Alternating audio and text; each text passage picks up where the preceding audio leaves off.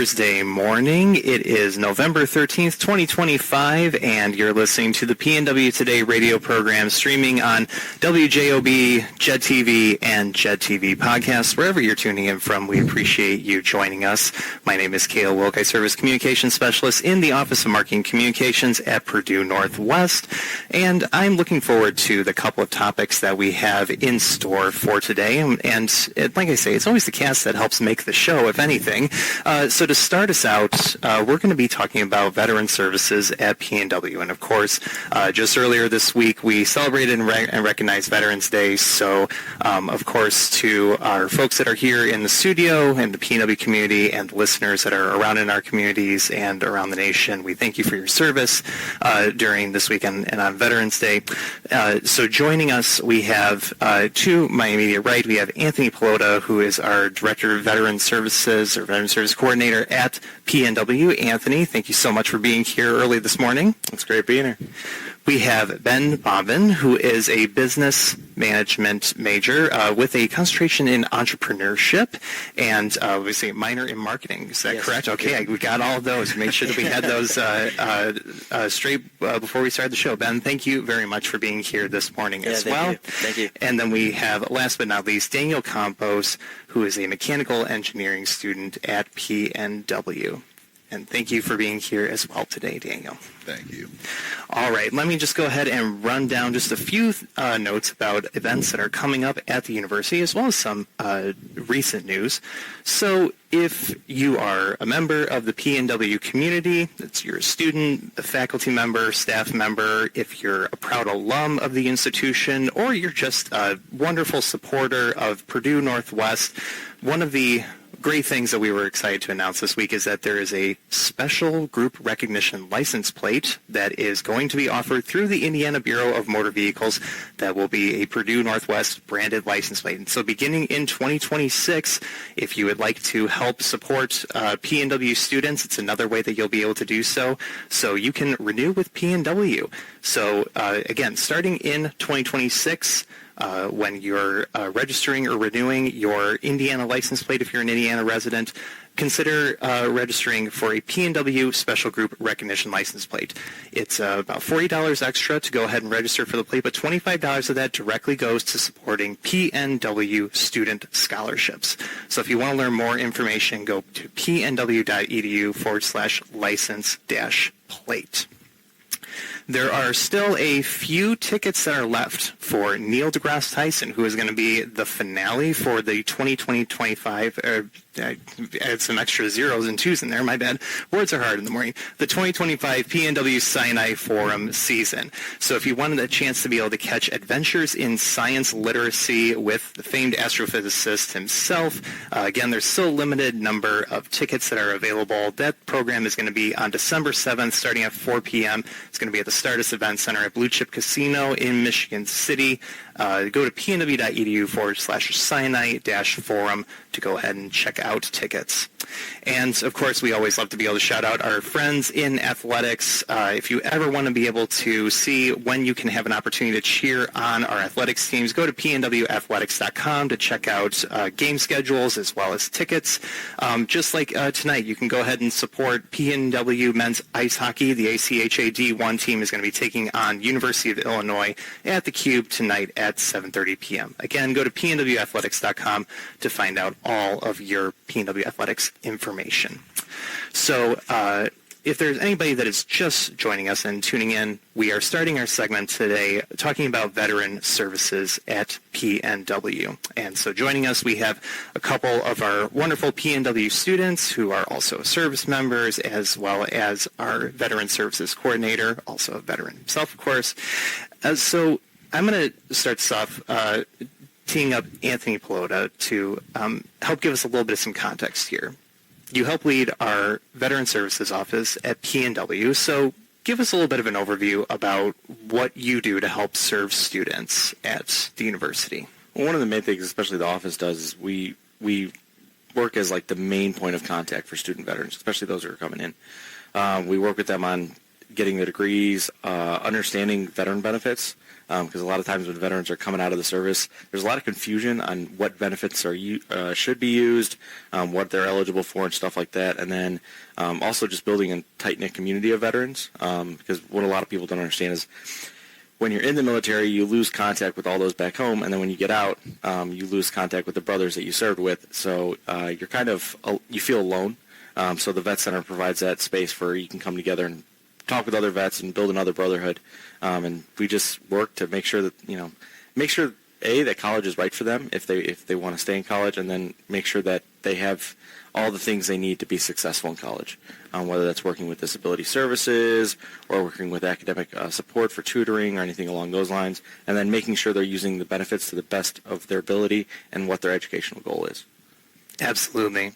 So, and just, thinking about with your trajectory to coming to Purdue Northwest, so you served and earned your degree then from Southern Illinois University and then transitioned to come work over here at PNW. So while you were going through your own experience, what helped inform what you wanted to be able to bring to this role at PNW and how you wanted to make a difference? Well, I mean, there was a couple things at SIU that I definitely took and wanted to do here. Like, for instance, coming up on Friday, we have our Veterans Mess Night. We used to call it the Vets Ball, but it was a little too formal, so we call it Mess Night now. But just maintaining traditions from the military, but dropping the formality is one of the main things that we do, and then building that community support to where veterans feel comfortable talking to each other. There's not a lot of if there's one place on campus where veterans can feel comfortable talking like they did in the military, it's the Vet Center. And it's a very lively atmosphere. A lot of our vets love coming to there. I'm sure. I mean, they'll talk about it plenty, but it's a great room. I mean, we have a snack bar, so that might bring some of them in. But we just maintaining the brotherhood and then dropping a lot of the formality. No uniform inspections, no gear layouts or anything like that. Just having fun and being brothers. Brothers and sisters. Absolutely. And just as a quick question, so if anyone is interested in being able to visit your office spaces, where are you located at PNW? So on the Hammond campus, we're in the Student Union Library on the 3rd floor. Nice and out of the way. We can talk how we want without anyone, without distracting people. SULB 335. And then at Westville, we are in DSAC 1002.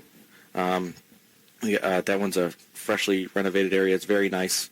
Happy with that office as well. So, excellent. Thank you. And Anthony, you touched a little bit on this, but give me an overview about the types of services that student veterans are able to take advantage of by visiting your office. So there's a couple programs that we have that are kind of unique to us. Is that, like, for instance, because we're located right next to disabilities, the PNW Accessibility Center. We work directly with them to get veterans in there because a lot of people don't understand. When you come out of the service, it's beaten in your head to focus on everything around you. So it's hard when they go to take a test to not pay attention to the clock ticking or the people walking in the back or doors opening, this, that, one, or the other. So we work directly with them to get veterans in so they could, try to get some isolation room or something like that. The free one-on-one tutoring is another big thing. Navigating GI Bill benefits is a big one because there's a lot of things that veterans don't understand they'll pay for, like national certification tests and stuff like that. And then, we do the community events and community service stuff. I know Ben here has been working with Leon's Triathlon a lot on some stuff. And just there's a lot of stuff out there that we work with. And then career guidance a lot. Because a lot of times we'll have veterans who come into college thinking that college is what they want, and then I'll sit down and talk to them, and then maybe after a while we'll get the understanding that maybe it wasn't college, maybe they're looking for something else, or just making sure that they end up in the right place where they want to be. But the disability access is a big one. We work directly with the dean of students for like military absence and stuff like that, which is great. So like if you're a reservist and you get called up on training orders or something like that, we work with the dean of students office to make sure you can work with your professors, get incompletes, or get extended final times or something like that. That's the main gist of it, and then just building a comfortable atmosphere. Absolutely. And because I love to be able to shout out website URLs every so often, pnw.edu/veteran-services is the website landing page where if anyone is interested in finding out more information, there's a whole host of resources that you can go ahead and dive into at your leisure. So thank you very much, Anthony, for being able to give a little bit of an overview there about the surface level for what the Office of Veteran Services at PNW helps provide for this particular population of students. Turning over to our student guests, Ben and Daniel, tell us a little bit about, there we go, got that thumbs up. Tell us a little bit about your story and how you came to the Purdue Northwest community. Ben, how about let's start with you? Yeah, so when I first got out of the military, I just wanted to go straight into work. I didn't want to go to college whatsoever. That's why one of the reasons why I joined the military is because I didn't want to go to college. And so I was just thinking I want to become an electrician. I went to Ivy Tech to do that stuff. When I was at Ivy Tech, I really enjoyed the math, and I really enjoyed learning something new that I could progress into a career. And so I was like, well, I want something bigger. I want something, I don't want to say better, but I want something bigger, more like a 4-year, you know.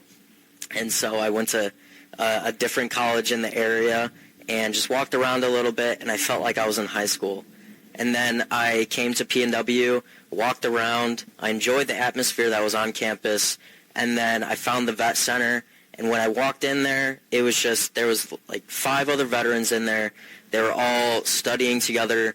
They were on the computers together, and they were just, you know, messing around, but also being serious, you know, studying for, I believe it was like a physics exam or something like that. And I just loved it. I was accepted the way that I would have felt accepted if I was still in the military. I was made fun of, which is awesome. I loved it. And then I was also greeted with like open arms too. And so I had all these questions, and Anthony wasn't there at the time. When I was in high school, I really loved business. And to like making that decision to become a business management entrepreneurial major, I actually originally was a marketing major. And I was like, well, I don't want to get a business management degree because I feel like this is so broad. You know, I'm not going to be able to find a job that's structured around just business management. And then I was also thinking, I was like, well, I don't want to also constrain myself to only marketing, right? Because now, say if I wanted to become a director of marketing, I need to have that that management, that leadership quality and capability, you know. And so I was like, well, I think that leadership is more important. So I went the business management entrepreneurial route, and then added the minor in marketing. Excellent. And exactly, just based on the information that we shared, you know, you're kind of trying to become like a bit of a jack of all trades with all those different skills. So, yeah. And so what are your goals then for what you want to do for owning a business? Yeah, so right now I'm actually trying to start one. We're working with PNW. I'm not going to go much detail into it right now, but yeah, I have a couple friends and I, we're trying to start a business right now, and it's fun, it's hard, it's difficult, but yeah. It's in the conceptual stage. All right. Yes. So we'll keep a lid on that one for now. So the benefits that we have, I don't think veterans realistically understand the amount of benefits that we have and how to utilize them the correct way, and that's what Anthony does amazingly. I think, like, when you get out, when I was in the Army, so we went through SFL TAP, and going through SFL TAP, you're told about all of your benefits, but you're thrown, like, a billion things at you, you know what I mean? And so you're like, you don't understand really what you have available to you, what the different routes you can take. Like, there's VRNE, you can use post 9/11, you can do VRNE for not only school but for trade school too.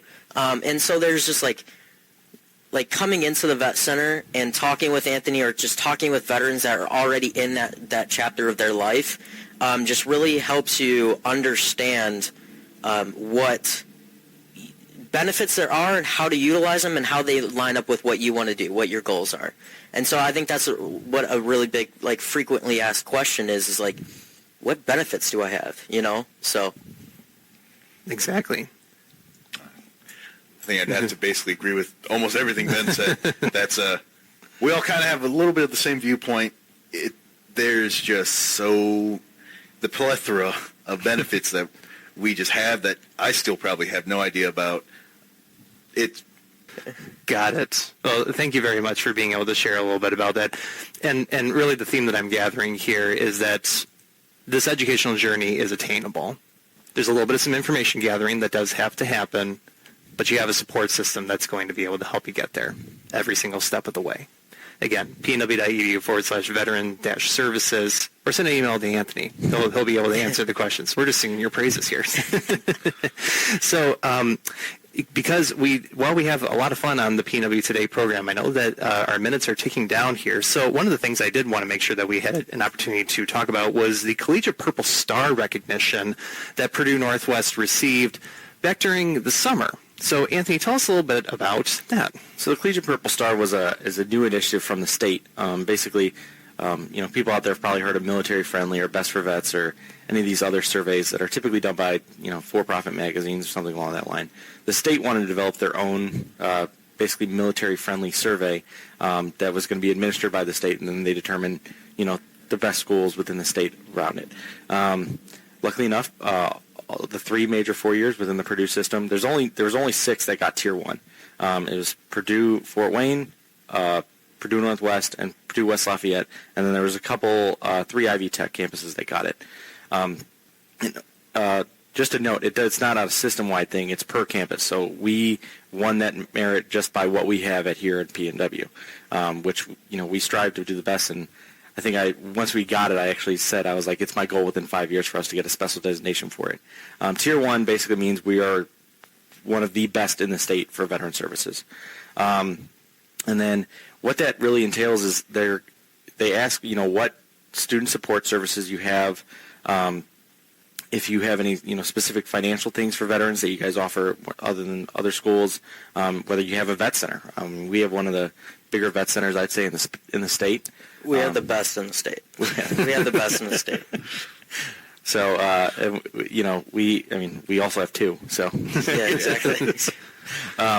But taking care of your vets, we have the virtual vet center too now, to where we don't only have in-person vet centers, but we have an entire virtual one that's on our Brightspace where we disseminate information and let them know about everything going on, job opportunities, or any program that they might be interested in.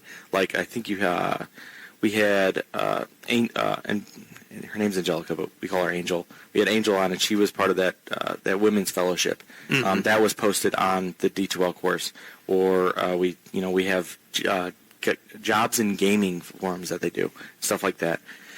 So we have the formal one, and then we have an informal Discord server that the veterans love to be on. Honestly, it's just setting us apart from the state by all of what we offer, and the fact that PNW is actually putting an effort forward to help student veterans compared to other campuses who maybe don't think about veterans as much, but PNW puts a full focus on making sure that our veterans are taken care of. Absolutely. And again, exactly, I would just agree and echo with your sentiments. It's wonderful what your team and your office is doing to be able to help this particular population of the PNW student body to be able to help excel, thrive, and ultimately achieve their educational and career goals. And speaking of achieving education goals, I like to think to when commencement comes around, and there's typically as a part of the ceremony an opportunity to be able to recognize the veterans, not only of the candidates that are graduating, but also in the audience. And usually for our student veterans, they are recognized by gold stoles that have the emblems of the military branches as well. So tell us a little bit about that, what they can look forward to with commencement too. So out of our office, we actually offer 2 stoles in 1 quart. So there's the student veteran stole, which is a nice gold stole. It has this seals the branches, and then it says veteran on it. That's a really nice one. And then the chancellor typically recognizes the veteran, asks them to stand. And then we also, for our veteran dependents, whether that be children or spouses, they get a red, white, and blue cord that they get to wear at graduation. And then another thing that we recognize is a lot of veterans, they're not traditional students. So typically when they're coming to PNW, they're married, have kids, something going on. So we also have student parent stoles. So because we understand that it's a big struggle to not only be a student but also be a parent at the same time. So we have student parent stoles for student parents out there that are graduating. And I think the veterans enjoy the recognition, especially just because they're not traditional. Like, they deal with real. Not to say that traditional students don't deal with real-world struggles, but a lot of student veterans are coming from the real world, and they have real-world struggles, whether that, be marriage, kids, or, they've actually done their taxes before. They understand, and for the most part, when they file, they're an individual. So, like, everything they're doing on their own. They're living on their own. They're doing whatever they're doing by themselves. They're not directly from high school. They've lived the real world, and they're also focusing on that struggle. Because I'm sorry, I'm going on a spiel, but a lot of the big struggle is, like, when veterans transition out of the military, like I said, they lose that brother and sisterhood, so they feel alone a lot, and people don't truly understand that struggle. So when they get to college, it's hard for them to stay in, because it's hard for them to feel that acceptance or to feel like a part of that brotherhood, and a lot of times they'll fade. And also, the great thing about veterans, though, is that they have great time management. They do sometimes get a little complacent, like in their senior, junior year. They'll start to get complacent because they'll get used to the schedule of college. Because when you come out of the military, you're like, I only have to go to class for like 3 hours in a day? Like, what? And I'm getting paid for this? And then, by their junior year, they're like, I have one class today. Do I even go to campus? So trying to keep them on that, and just making sure they get to graduation. So once they actually cross that stage, to make it something important to them, and something that, in the military we have shadow boxes for everything. So like just having a stole that they could, put in a shadow box, or, show what they did. And then we also have the student veteran graduate coins. So when you're also a student veteran and you graduate, you get a challenge coin, which is like a military tradition thing. It says student veteran graduate, has the seals on it and everything. That's big importance too. It's funny, every time we put those on the table for like a resource fair, they're like, can I get one of those? And I'm like, you got to join the military and then come back here and graduate, and then you can get one of those.